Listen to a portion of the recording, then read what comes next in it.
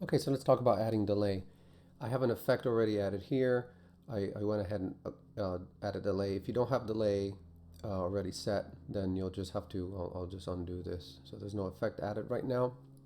This is my track just without any effects. I'm gonna go to FX, I'm gonna go to Cocos, this list right here, and I'm gonna go to RIA delay. That's the delay that comes with Reaper.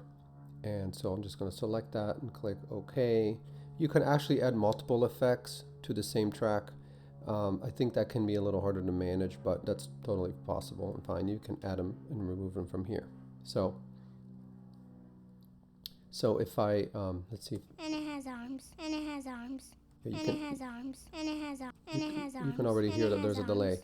So, but first of all, what is delay? So a delay, I think it's pretty self-explanatory, but when you add delay, what you're basically doing is you're adding repetitions of the sound that you're delaying. So those repetitions, of course, can be managed in terms of how often they come, how many repetitions you'll have, and so on, and some other parameters as well. So this particular plugin has these parameters that we'll look over. So when the one parameter you will always see in a delay is the delay time, which means how soon after the sound is played, the original sound is played, do you want to hear a delay? And you can set this in Reaper in this particular plugin, Read Delay, using either a delay time in milliseconds.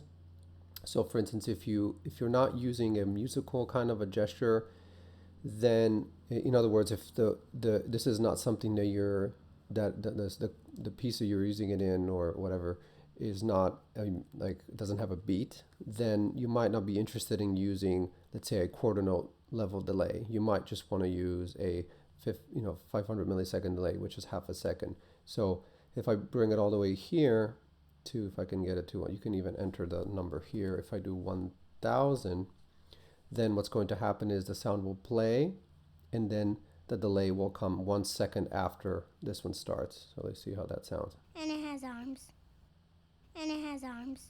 Right, you heard it. So the playback stopped, but the effect came in after.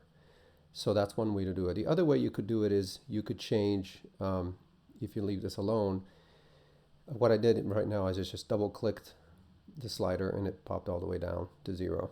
You can do a musical delay, and what this will allow you to do is have something that works with the timing of the song. And so this will be relative to the tempo. So here you can say, I want the delay to be after 2/8 notes in length. And so that, of course, will depend. How long are 2/8 notes? Well, it depends on the time signature. So that will change. So if I do this, so after 2/8 notes, the tempo is 120. So and it has arms. And it has arms. as you can see, it's and much it has sooner. And it has arms. It's much sooner. And you can also do, here's the other parameter that you will always find. So this you won't always find. It depends on the type of delay. But usually if you're dealing with a DAW, you'll have some sort of musical component. And some plugins have much more advanced ways, so you can actually show it graphically, like when the delays come in and all that. But the important thing to get out of this is that the basic parameters of a delay are always going to be the same, and typically it's delay time and feedback. Those are the basic two. So feedback, what feedback is, this allows you to control the kind of the echo type of effect. So right now the feedback is at 0, which means you will hear a single repetition.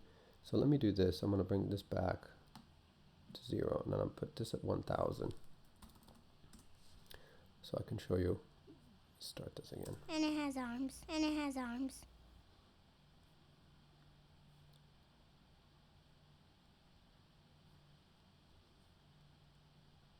And it has arms. And it has arms. Okay. So when I add feedback, I can add a sort of like continuous echo, and this will, and the loudness and how long it will last will depend on how much feedback I add.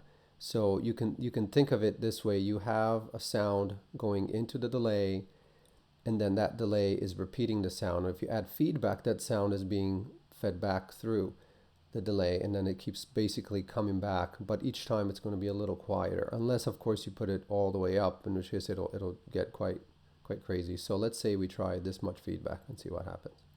And it has arms. And it has arms. And it has arms.